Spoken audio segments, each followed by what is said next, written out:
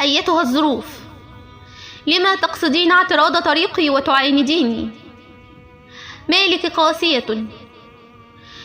قاسية ولا تشفقين علي، وكأنك تريدين أن تقتليني. فكفى فلتذهبي من طريقي وتتركيني، فلتبحثي عن غيري وباقي حياتي تجاهليني.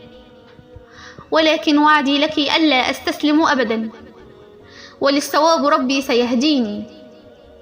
ومهما كنت قوية فبالصبر عليك ربي سيقويني.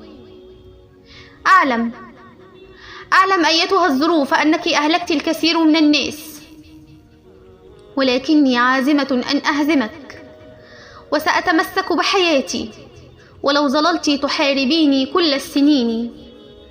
فسيأتي يوم وأنتصر عليك وأبدا لن تحنيني. فالله معي، فمن أنت حتى تكسريني؟